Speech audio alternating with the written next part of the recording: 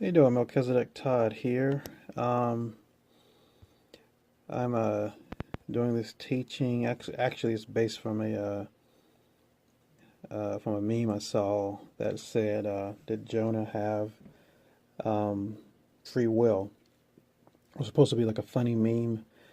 But I was kind of shocked because about 30 people they responded with like likes and hearts and smiley faces on Facebook, but no one really gave an answer.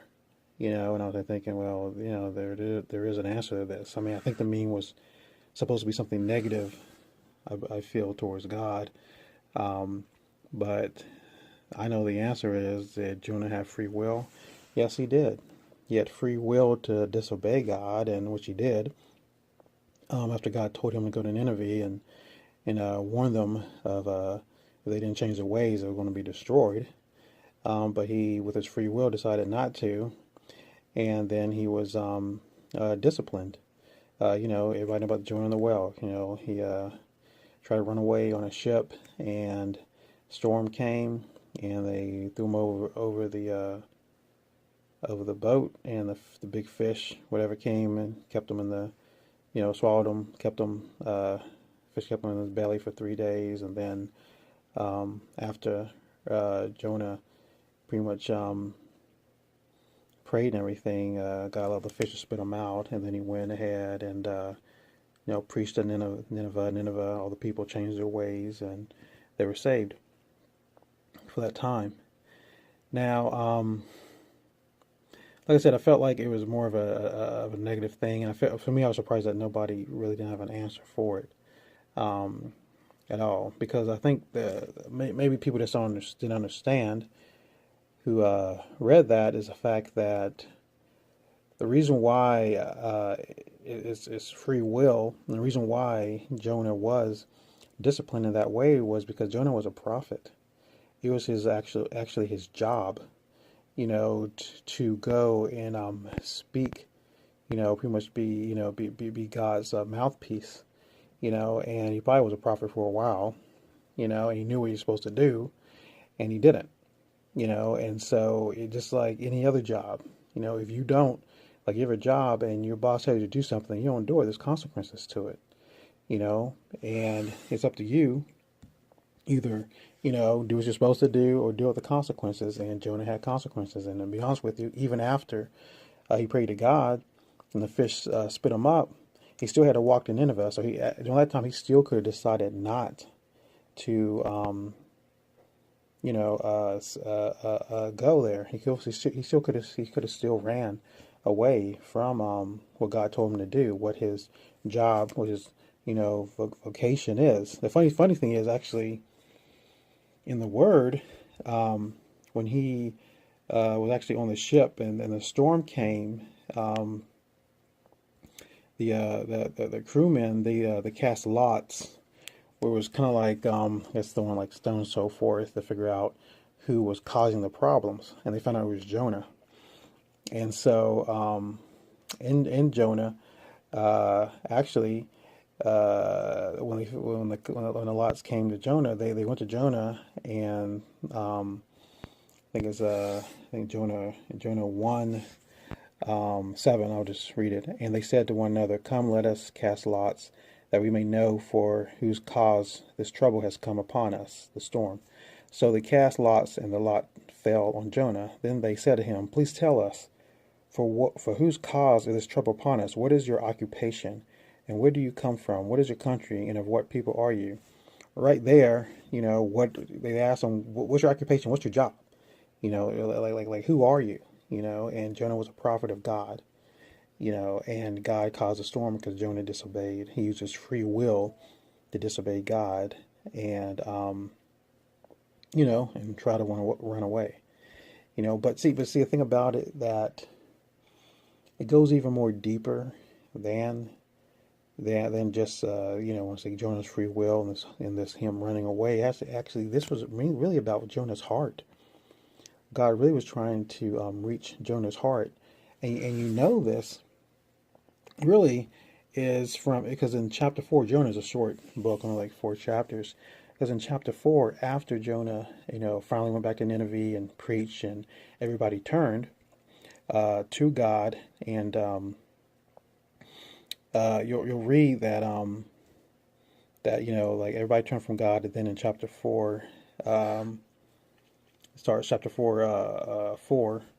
But it displeased Jonah exceedingly, and he became angry. So he prayed to the Lord and said, our Lord, was not this what I said when I was still in my country? Therefore I fled previously to Tarshish, that way he was going to on the ship. For I know that you are a gracious and merciful God, slow to anger and abundant in loving kindness, one who relents from doing harm. Therefore now, O Lord, please take my life from me, for it is better for me to die than to live.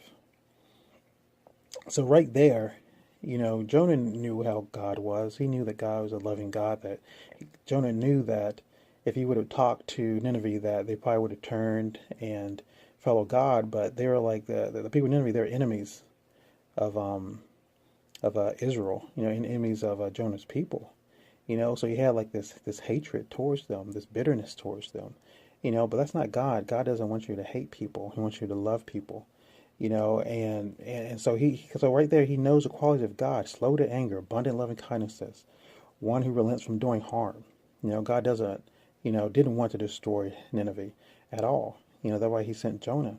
But the thing about it, like everything, a lot of, but and I'll read more, but a lot of this was about God really wanted to touch Jonah's heart.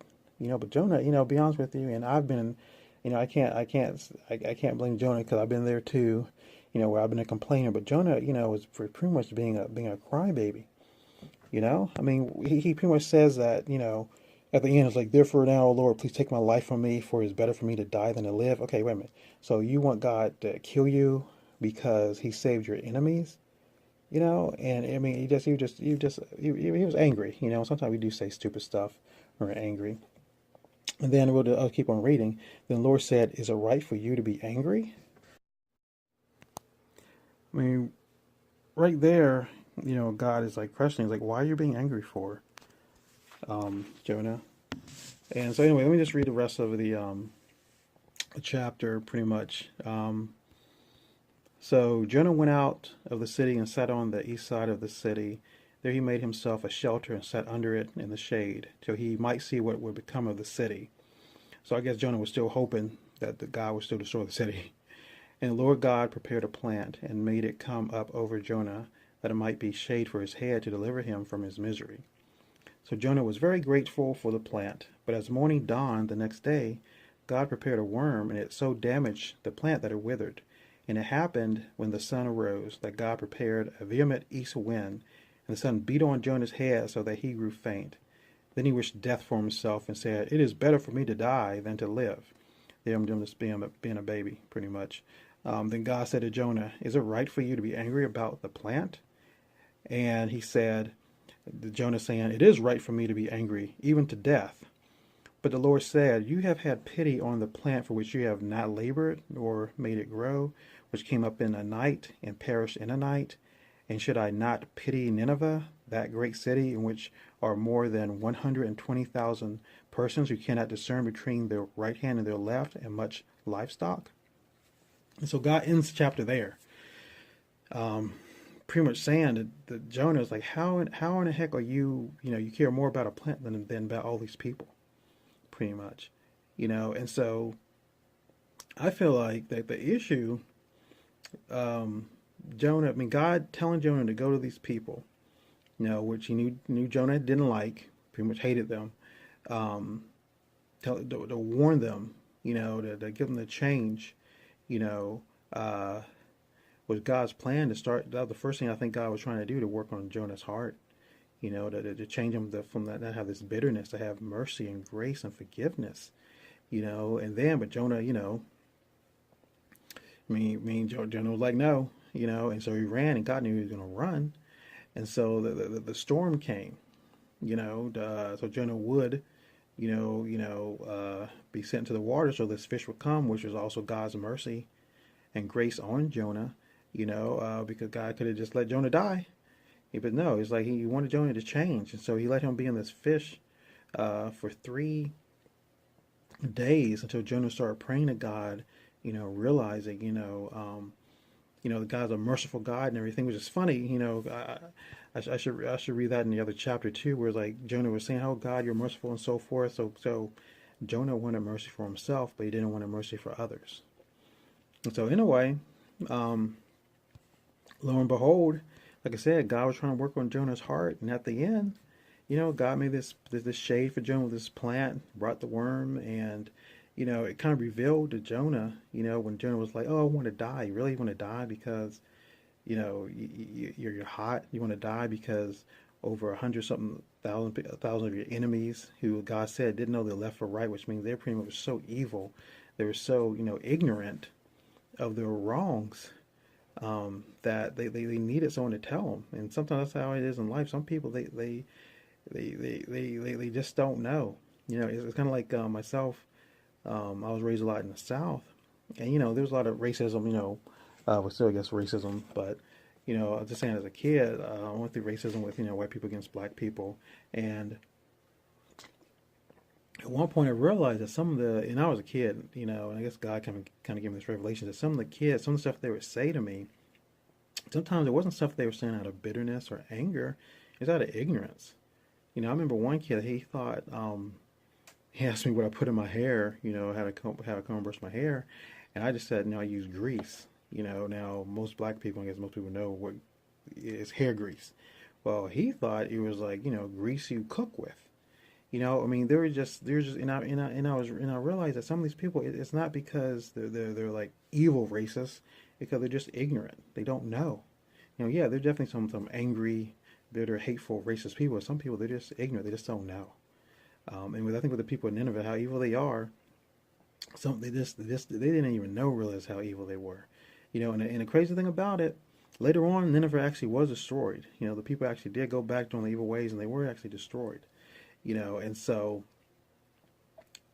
in the end, like I said, like this is, as much as God wanted to save these people, which a lot of them were saved, and then I guess later on they just went back to their ways. This was about Jonah too. This is about God saying, "Hey, you need to check yourself. Pretty much, you need to realize that you have a lot of anger, a lot of bitterness in your heart, and that's not how I am. That's not how God is. Jonah even admitted that God was loving. That God was slow to anger. And the purpose of us knowing God, the purpose of us being in a relationship with God and with Jesus is like we want to be more like Him. So we want to be slow to anger. We want to be abundant in love and kindness. We want to, relent from doing harm. We want to be gracious and merciful. Those are the qualities of God, which Jonah knew, but Jonah didn't want it to be that way. And the funny thing is that the way this chapter ends, we don't know if Jonah got it or not. I think maybe God purposely allowed it to be written this way, where it's like, you read those stories where it ends, you don't know, if the character did this or the character did that. So we don't know if Jonah got it or if he didn't get it. Not at all. And so and I think that's, it's funny because that was the question, in this meme was like, did Jonah have free will? Yes, you have free will. Jonah had free will, but you have to choose. So at the end, did Jonah with his free will choose to finally understand that he should have pity and mercy on his enemies and on people? Or did Jonah stay in his anger, stay in his bitterness? And that's something, we have to think about too, because free will, I mean, we do have free will. And another thing that I guess bothered me about this meme was the fact that I felt like it was a negative meme towards God, even though I think it was on a Christian, came from a Christian website or something. It was definitely a negative thing towards God. Yeah, so it was negative, and like I said, I was shocked. Out of 30 people, no one had an answer, or at least the right answer, which is yes, Jonah did have free will, because sadly, Satan has tricked us. He has tricked the world to believe that God, causes all these negative things, that God doesn't give us free will. That that it's Sarah, Sarah, and God controls everything, and no matter what you do, you're screwed if you do, screwed if you don't, and that's a lie from the devil. And so, I mean, I guess shouldn't have surprised me that people really didn't know how to answer it, or probably believe that Jonah didn't have uh, free will, but we all do. I mean, God loves us; we're not robots. Um, and I can't rag on people about that because I used to think that way myself.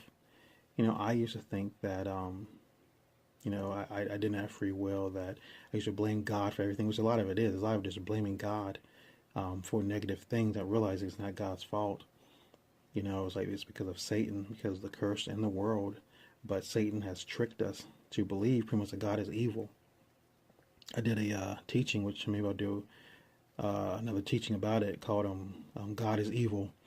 Because, to be honest with you, the way we think a lot of times about God is that, he is evil. The way a lot of churches, a lot of Christians, the way they preach about God, causing all these negative things, causing your child to die, causing you to be hurt, all this stuff, is pretty much saying that God is evil, if you want to say it or not. And there's a lot of, good meaning Christians who love God, but their view of God is wrong and screwed, and I had that. And to be honest with you, I used to think that way. I mean, a lot of times you think that way because you just don't know God. Plain and simple, you don't know God, and you don't really know the Bible. And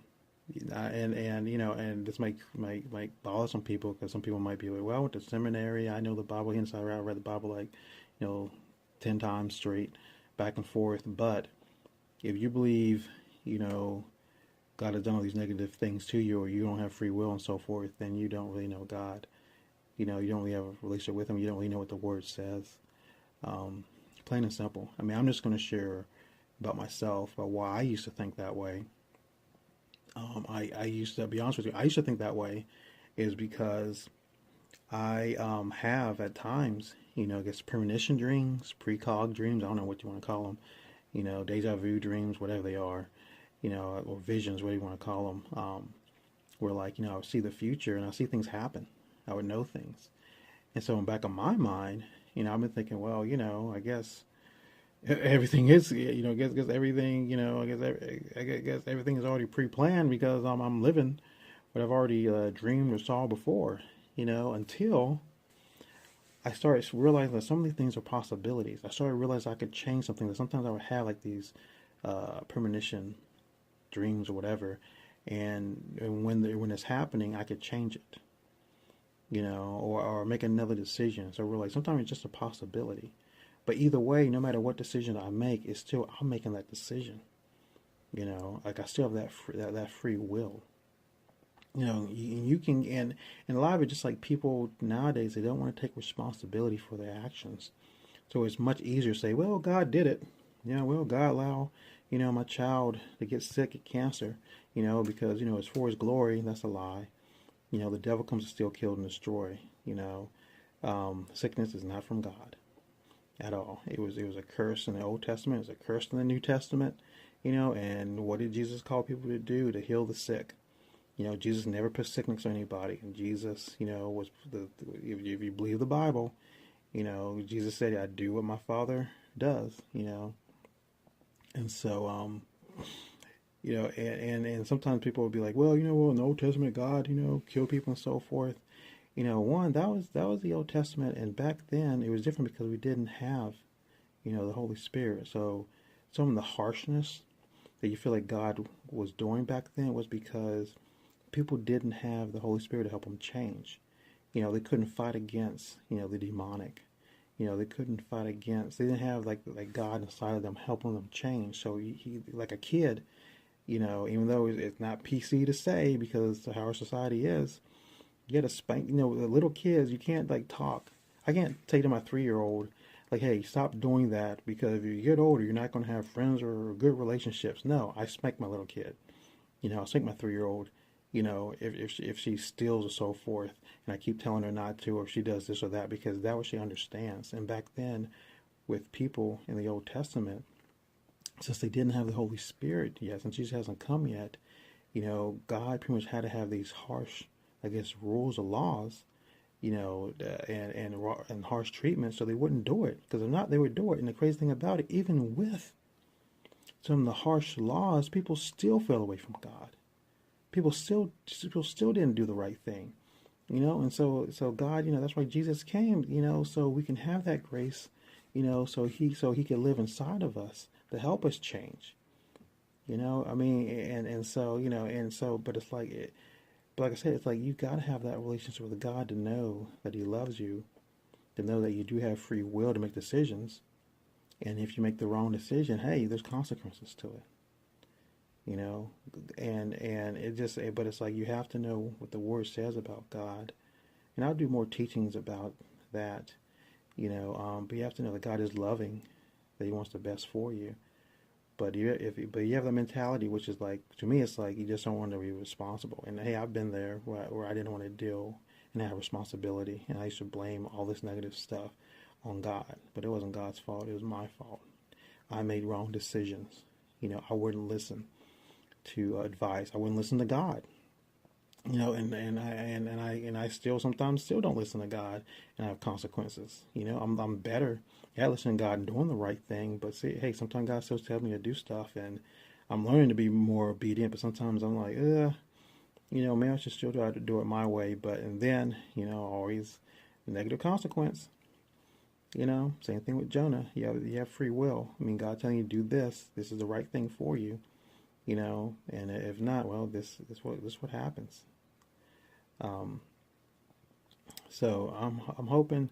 I mean, like I said, I can go into more detail about um, how we should view God and how He is a loving God, and how you do have free will because God does love you.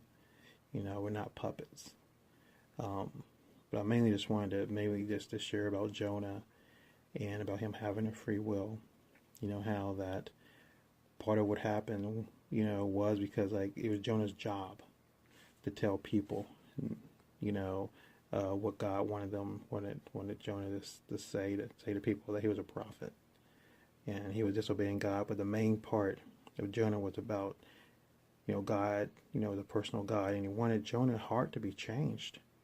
That really was a real purpose. I mean, yeah, God wanted to save those people in Nineveh, but He really wanted Jonah to have a merciful heart, a forgiving heart, which Jonah didn't have.